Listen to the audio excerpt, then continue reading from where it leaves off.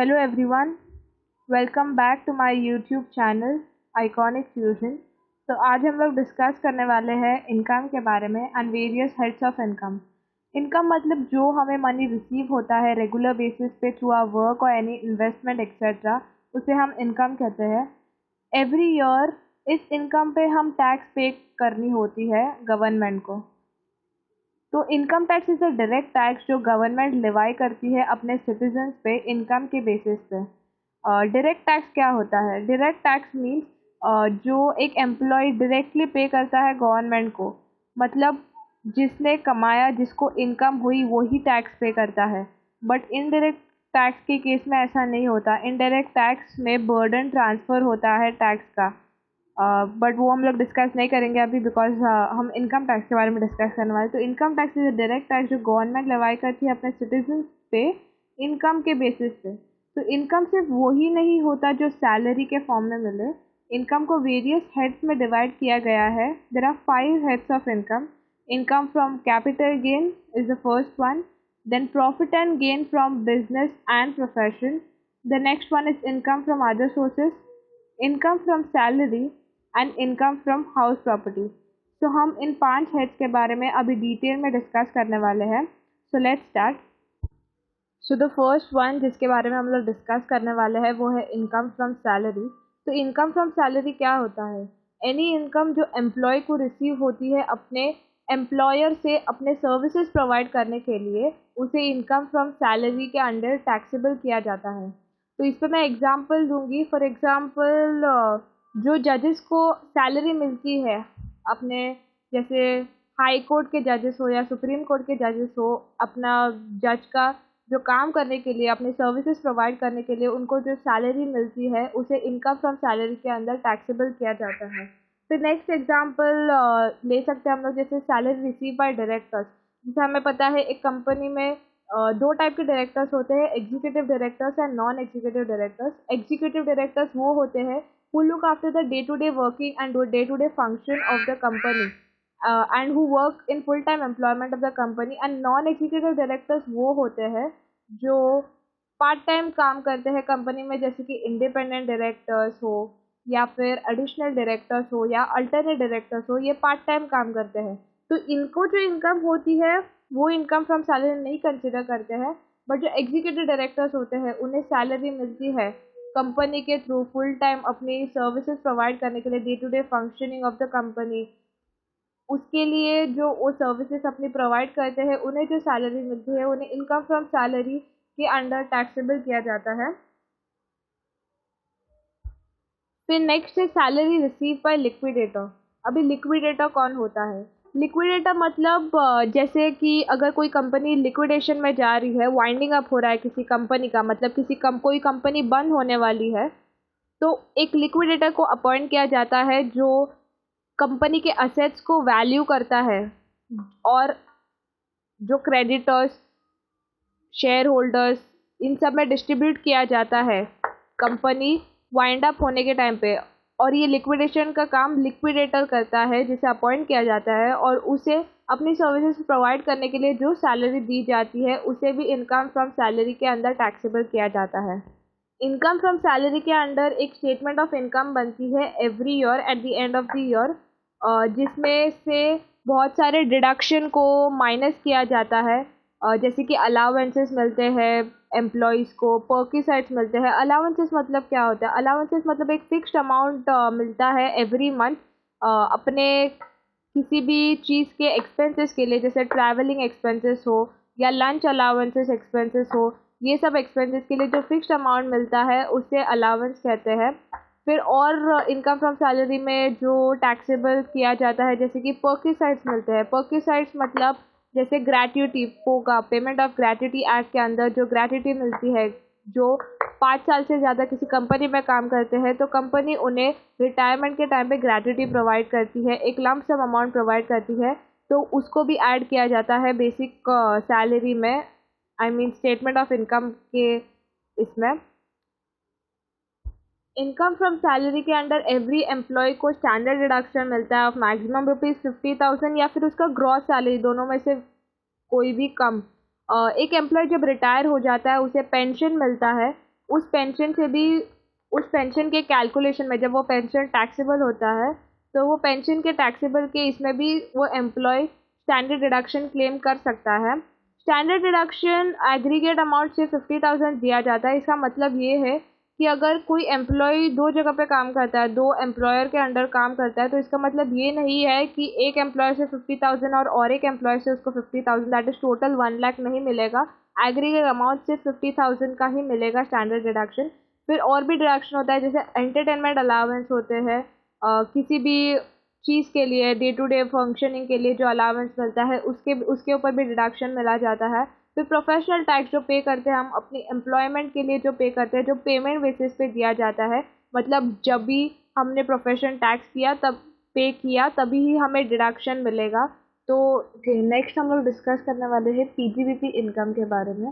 तो PGBP income क्या होता है? पीजीबीपी इनकम मतलब profit and gain from business और प्रोफेशन। तो profit and gain from business और प्रोफेशन मीन्स हमारा कोई बिजनेस है, एग्जाम्पल शॉप हो या फैक्ट्री या फिर कोई भी स्टेशनरी स्टोर एक्सेट्रा, या फिर हमारा कोई प्रोफेशन है जैसे कि फॉर एग्जाम्पल कंपनी सेक्रेटरी का फर्म हो, या फिर चार्टर्ड अकाउंटेंट का फर्म हो, कॉस्ट अकाउंटेंट का फर्म हो। इन सब से जो प्रॉफिट हमें मिलता है उसे पीजीबीबी इनकम माना जाता है और इसके अंडर टैक्सेबल किया जाता है। Profit and gain from business और प्रोफेशन में टैक्सेबल इनकम कैलकुलेट करते वक्त हमें बहुत सारे डिडक्शन मिलते हैं, यानी various benefits and deduction allow करने के बाद हमें जो इनकम मिलती है उसे टैक्सेबल किया जाता है profit and gain from business और प्रोफेशन के अंडर। जैसे मैं आपको पीजीबीपी का एग्जांपल दूँ तो जैसे हम लोग ने इनकम फ्रॉम सैलरी के अंदर डिस्कस किया था कि डायरेक्टर्स दो टाइप के होते हैं, executive and non executive directors. इसमें से एग्जीक्यूटिव डायरेक्टर जो फुल टाइम डायरेक्टर होता है उसका सैलरी इनकम फ्रॉम सैलरी के अंडर कैलकुलेट किया जाता है। लेकिन जो नॉन एग्जीक्यूटिव डायरेक्टर होता है, जो पार्ट टाइम डायरेक्टर होता है, यानी कि independent director, additional director, alternate directors, ये पार्ट टाइम वर्क करते हैं कंपनी में, वेरियस कंपनी में। तो इनका जो इनकम, इनको जो सैलरी प्रोवाइड की जाती है वो profit and gain from business और प्रोफेशन के अंदर टैक्सेबल होता है। नेक्स्ट एग्जांपल ले सकते हैं एक पार्टनरशिप फर्म जो गवर्न होता है पार्टनरशिप एक्ट 1932 के अंडर। उसमें जो पार्टनर्स होते हैं वो जॉइंटली सेवरली लायबल होते हैं अपने कामों के लिए। तो इसमें जो पार्टनर को सैलरी मिलती है, जो प्रॉफिट उसे मिलता है पार्टनरशिप फर्म में, उसे भी profit and gain from business और प्रोफेशन के अंडर टैक्सेबल किया जाता है। नेक्स्ट हम लोग डिस्कस करने वाले हैं इनकम फ्रॉम हाउस प्रॉपर्टी। तो इनकम फ्रॉम हाउस प्रॉपर्टी क्या होता है? इनकम जो हमें अराइज होती है either in the form of rental income और हमारे हाउस प्रॉपर्टी के ट्रांसफर की वजह से, तो उसे हम इनकम फ्रॉम हाउस प्रॉपर्टी मानेंगे। For example any property such as house, building, office, warehouse, house house property treat किया जाता है इनकम टैक्स के अंडर, एंड ये इनकम फ्रॉम हाउस प्रॉपर्टी के अंडर टैक्सेबल होती है। इसमें भी हमें सेवरल डिडक्शंस मिलते हैं before the income from house property में be tax. House property can be either self occupied, मतलब हम उस घर में रहते हैं, या let out, let out means rented, या फिर इनहेरिटेड, इनहेरिटेड मीन्स एंसेस्टर से मिले हुए। इन सब के बेसिस पे टैक्स डिफर करता है केस टू केस बेसिस पे। सर्टेन कंडीशंस फुलफिल करनी होती है किसी इनकम को इनकम फ्रॉम प्रॉपर्टी के अंडर टैक्स करने के लिए। तो फॉलोइंग आर द 3 कंडीशंस।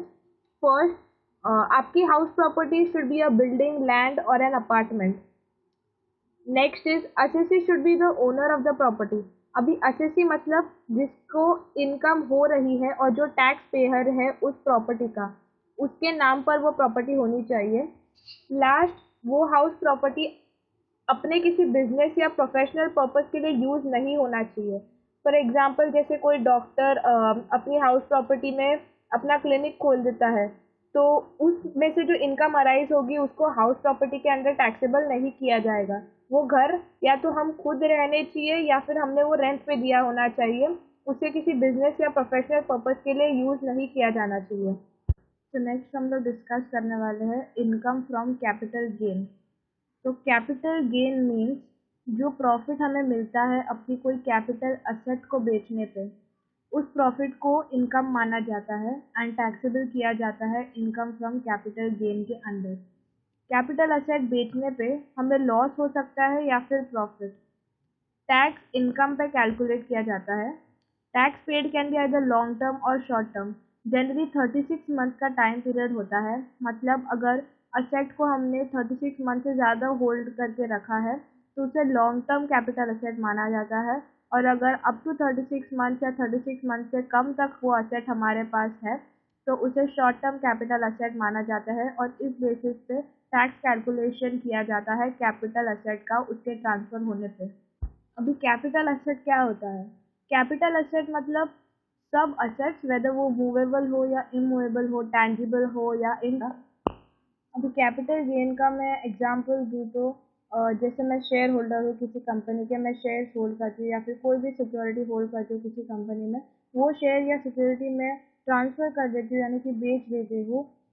तो उसमें से जो मुझे इनकम होगी, जो प्रॉफिट मुझे अचीव होगा, उसे कैपिटल गेन कहा जाएगा और कैपिटल गेन के अंदर उसे कैलकुलेट किया जाएगा और टैक्सेबल किया जाएगा। अभी लास्ट हम लोग डिस्कस करेंगे वो है इनकम फ्रॉम अदर सोर्सेज। तो इनकम फ्रॉम अदर सोर्सेज में वो इनकम आती है जो बाकी इनकम हेड्स में कैलकुलेट नहीं की जाती है। एनी साइड इनकम जो अचीव होती है उसे अदर सोर्सेज में कैटेगराइज किया जाता है।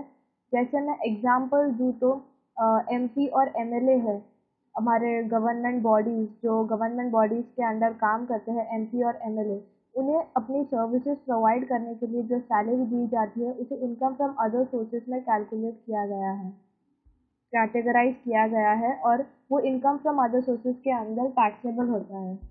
इनकम फ्रॉम अदर सोर्सेज में बहुत सारी इनकम आती है जैसे कि एग्रीकल्चरल इनकम हो या फिर डिविडेंड रिसीव हुआ है हमें किसी कंपनी से या फिर winning from lottery, gambling, crossword, वो सब, या फिर रेंट हमें सबलेटिंग ऑफ हाउस प्रॉपर्टी से मिलता हो या फिर म्यूचुअल फंड से कोई एनी अमाउंट हमें रिसीव होता हो।